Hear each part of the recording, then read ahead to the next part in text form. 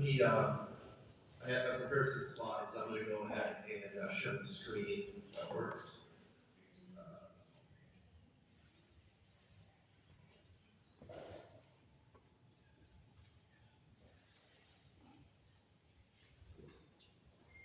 So hopefully you can see my PowerPoint now with homestead exemptions and considerations for Colorado.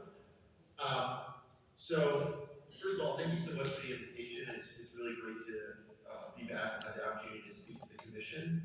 My name is Adam Langley. I'm the Associate Director of Tax Policy at the Lincoln Institute of Land Policy. Just as a reminder, the Lincoln Institute, we're a nonpartisan think tank and private operating foundation based in Cambridge, Massachusetts. And our mission is to help solve major economic, social, and environmental challenges through the effective use, taxation, and stewardship of land. And we've always had a big focus on property taxes because that is the main way that land is taxed in the United States and around the world. And in fact, I've been writing and speaking about property tax issues for about 15 years now. So this is an issue close to my heart. So before going into the details of how homestead exemptions work around the country, I just wanted to step back first, think more broadly about the pros and cons of homestead exemptions as a way to provide property tax relief. So when I spoke to the commission last month, I focused a bit more on the shortcomings of homestead exemptions, namely that they are can be pretty expensive. That might be a large budget expenditure or a large tax shift to ineligible taxpayers. And yet, despite that cost, there are still going to be some households with excessive property tax burdens after homestead exemptions. So, given those costs, in our report on property tax relief for homeowners, we recommend two more cost-effective options, namely circuit breakers, which offset property taxes above the threshold percentage of income, and property tax deferrals, which allow homeowners to delay payment of their property taxes until their home is sold or the owner dies. So, that said, there are also some really important strengths that homestead exemptions have. First, homestead exemptions make the property tax distribution more progressive. And one reason that is important is that even a modest homestead exemption can offset any assessment inequities that we sometimes see where low value properties are overassessed relative to higher value homes. So in addition to making the property tax more progressive, homestead exemptions, they are simple to administer, they have high participation rates, and the fact that they're universal may make them more politically appealing. So homestead exemptions are not the most cost-effective approach, but they're a simple and effective way to make the property tax distribution more progressive. So they're definitely more serious consideration as a way to provide broad-based property tax relief.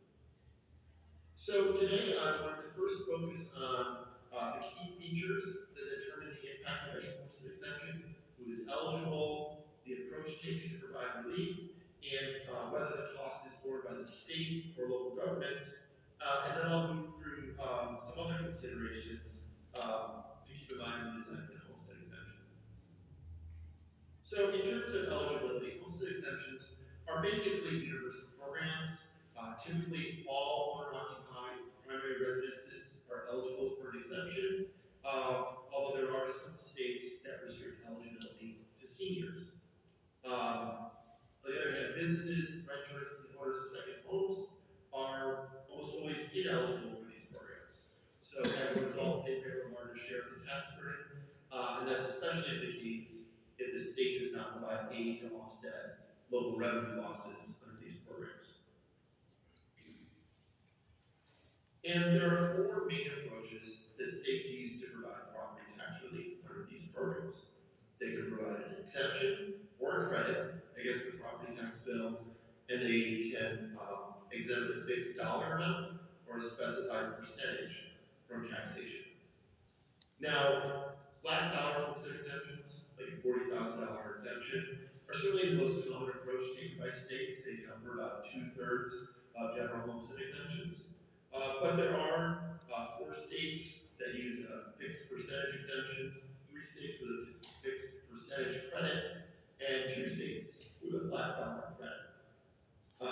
So there are a couple different approaches here. The most important differences are first, only flat dollar exemptions and credits make the property tax distribution more progressive. And that's because they provide relatively larger percentage tax savings to lower value homes. In contrast, percentage exemptions and credits provide the largest dollar reduction in taxes to owners of high value homes. And then a second key difference is whether the program creates incentives for homeowners to support higher local taxes. Now, only flat dollar credits, like a $400 property tax credit, provide relief without creating an incentive for higher local taxes and spending.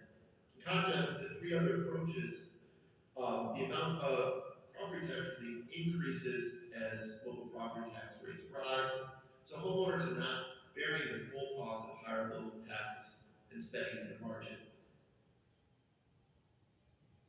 The other really important difference between states and programs is whether the exemption or credit is funded by the state or local governments. Now, local funding is more common, and it accounts for about half the general homestead exemption programs. And in this case, the local government offsets the drop in their property tax base by raising property tax rates or cutting spending. What that means is that the higher tax rates reduce the net amount of property tax relief for homeowners, and there's a large tax shift to ineligible taxpayers, like businesses, renters, and the owners of second homes. And in contrast, there are a number of states with state funded programs.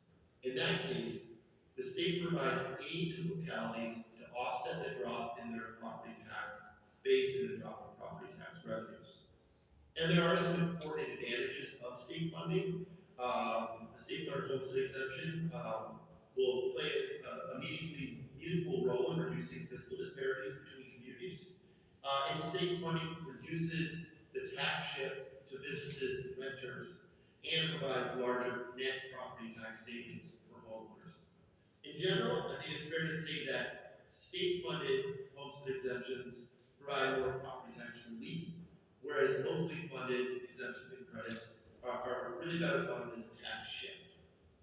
But one thing to consider, to keep in mind, is that state funding can create an incentive for local voters to support higher property tax rates, since part of the cost is covered by the state government. Although that concern is greatly minimized with a flat dollar credit, like a $400 credit. And finally, there are a few states that split the cost of the revenue loss from property tax exemption and credits.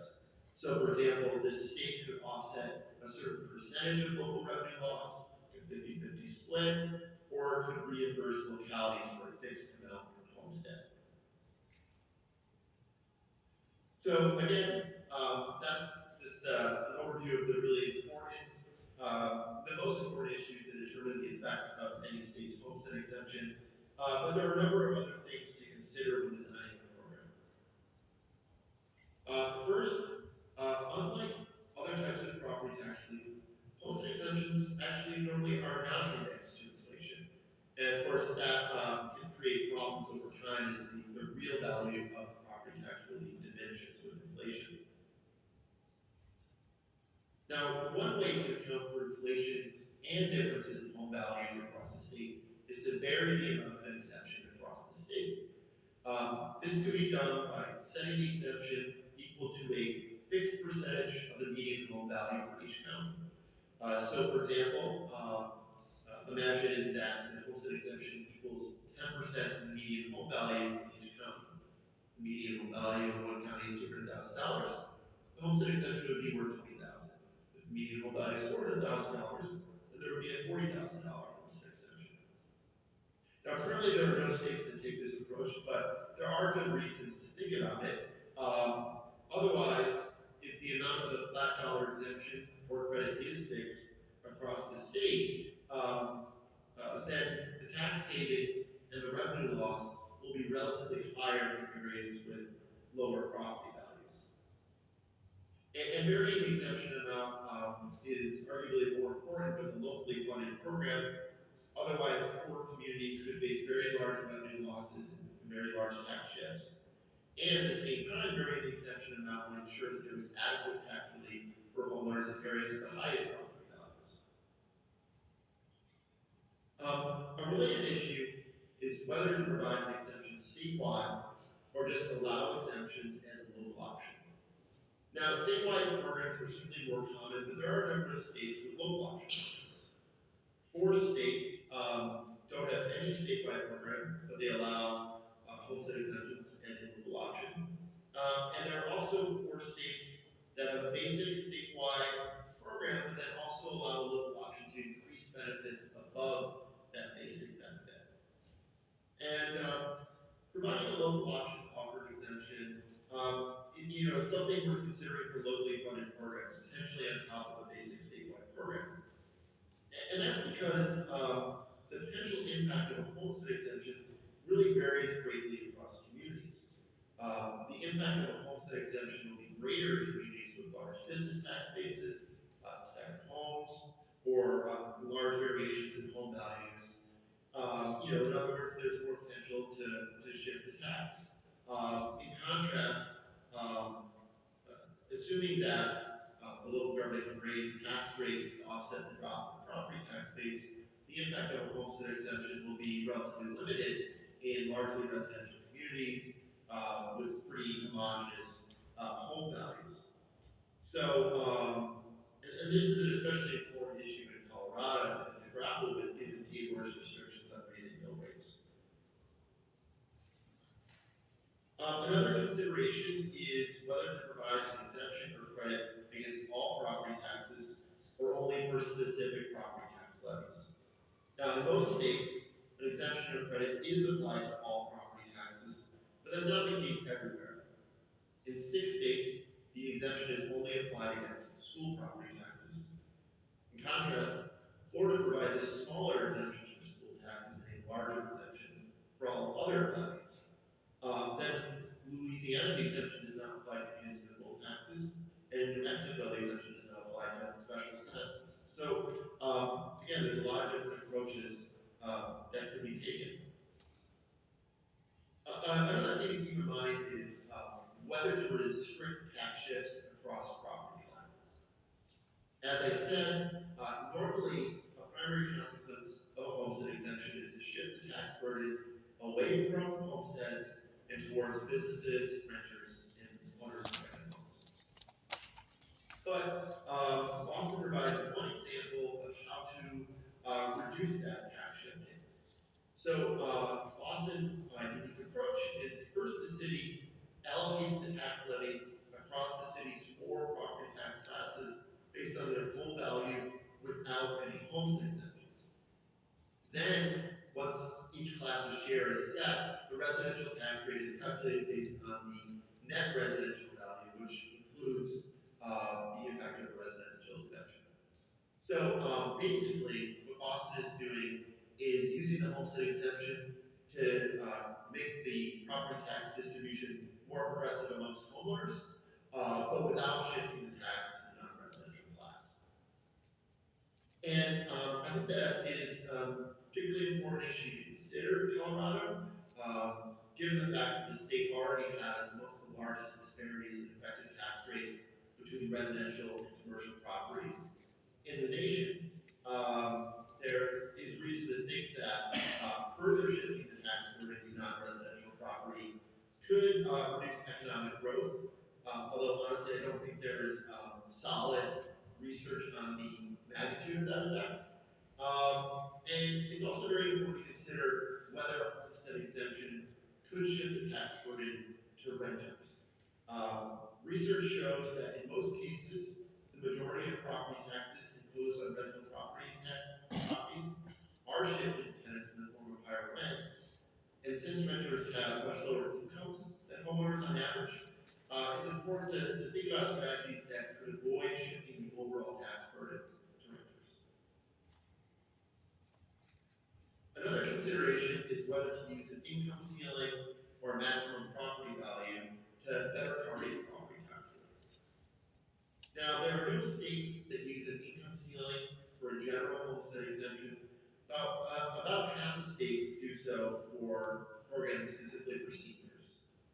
And one downside of imposing an income ceiling is that verifying income typically requires an annual application, which will then reduce participation rates and increase administrative costs. Now, an alternative approach is to set a maximum property value for eligibility, which will avoid providing relief to high value homes, but is easy to administer and doesn't impose any additional burden on taxpayers. There are a couple of different ways this can be done. There could be a single statewide maximum property value for eligibility, like Indiana's exemption for seniors. But that risks excluding a large share of homeowners in areas with high housing prices. So another approach is to set a maximum home value tied to housing prices in each county. That is done under Nebraska's homestead exemption. Although again, that still risks a cliff effect where a small increase in property value leads to a large drop in tax relief when a home suddenly becomes ineligible. So a third approach is to phase out the amount of exemption as assessed values increase, which is done under Minnesota's market value homestead exemption. This graph illustrates how Minnesota's program works. So first, for homes worth $76,000 or less, the amount of the exemption is equal to 40% of market value. So the amount of the exemption peaks at $30,400 for a $76,000 home. Then beyond that, the exemption is reduced by 9% of the home value above $76,000. So it phases out completely at about $414,000. So this is an interesting way of trying to target property tax relief to lower value homes, while still having a broadly available program that is easy to administer. And then a final consideration is whether to set a residency requirement to qualify for a homestead exemption. Now, for general homestead exemptions available to all primary residences, no state requires that a home be owned and occupied for more than a year. But some programs specifically for seniors do set residency requirements. But still, as I imagine most of you are aware, Colorado's requirement that a taxpayer has owned their homestead for 10 years to qualify for the senior exemption is unusually long. So to recap, the bottom line is that homestead exemptions are definitely worth considering as a strategy for providing property tax relief. They are untargeted, and thus they can be relatively expensive, yet still provide inadequate relief for the most heavily burdened households. But still, they're a simple way to make the property tax distribution more progressive. They have high participation rates, and their universality may make them politically appealing. As discussed, states take four main approaches under these programs, and there are some important differences between them. Only flat dollar exemptions and credits make the property tax distribution more progressive, and only flat dollar credits avoid incentivizing higher local taxes. Another key issue is whether or not the state government provides aid to offset local revenue losses. Under locally funded programs, local governments typically offset the drop in their property tax base by raising tax rates.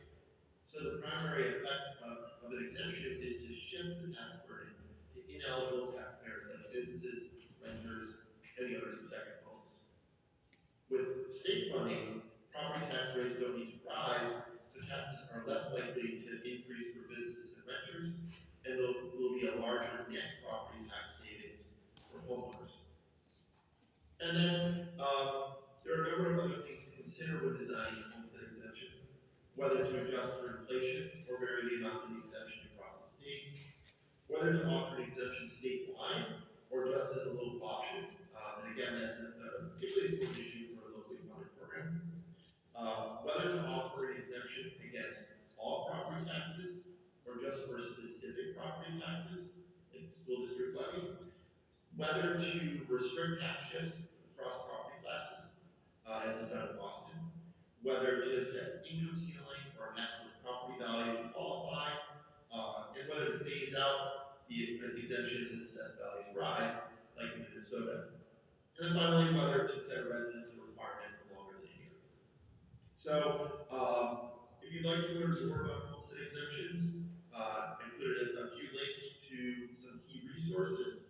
And I really appreciate the opportunity to speak to you today, and I'd be happy to take any questions at this time. All right, Mr. Lane, thank you. Really appreciate that. And a lot to cover in the time that we have. A few quick questions from the Commission. Representative Green. Thank you, Mr. Chair. Thank you for that presentation. I have a question about the Minnesota phase-out example. First of all, is that a state or a locally funded exemption? And secondly, how do the counties go about administering this? Are they getting income data from the state that helps them calculate this phase-out, or is it a state-calculated benefit? Thanks for the question. I don't know whether it is a state or locally funded program. We can figure that out easily. But the phase out is tied to assessed value, not to income. So I think that local assessors, they have the information they need to do that calculation. Thank you. All right, one more question, Mr. Jordan. Thank you. Mr. Langley, just to tag on to that, how does Minnesota account for people who've lived in their home for a long time, maybe on fixed incomes, where they're actually having to pay more now when their income hasn't gone up? Mr. Langley. Yeah, that's a great question. So, Minnesota also has one of the best circuit breaker programs in the country. And as I said at the very beginning, I think that circuit breakers, which target property tax relief to households facing the heaviest property tax burdens relative to their income, is a more effective way to help people who are, they have maybe house rich but income poor, or otherwise struggle to afford their property taxes. And there's, several states that have both the broad homestead exemption and the circuit breaker program. They're really doing different things and can work in tandem. All right, we'll take the last question from Commissioner Vick. So just a quick question around the idea of portability in these homestead exemptions. Do any of the other models that you've looked at have portability or any kind of restrictions on moving from house to house, or just any other examples in that area? Sure. So, portability relates to this issue of residency requirements. And, there are no states that require, for general homestead exemptions without any age or income criteria, there are no states that require a home to be owned for more than a year to qualify. So portability is really not an issue. For programs for seniors, I kind of moved through this quickly, but Colorado's requirement that a home be owned for 10 years is unusually long. There are a few states that have the requirement that someone has owned their home for 2 or 3 years. Massachusetts also has a requirement that a homeowner has owned their home for 10 years. I'm sorry, let me restate that. Massachusetts requires that a household has lived in the state for 10 years, but they simply have had to own any home in the state for 5 years. So essentially, it is portable. If you were to sell your home, you could get the homestead exemption in your property. So it's not, bottom line, it's not that big an issue in most states because most states don't have long residency requirements. All right. Mr. Langley, again, a huge thank you from the entire Commission for your contribution today. I think you were able to give us at least 31 flavors, maybe more flavors of homestead exemptions that are looked at around the country. Very grateful for your help today. So enjoy your weekend in the Boston area, and who knows, we may see you again soon. You just never know. All right, sounds good. Thank you.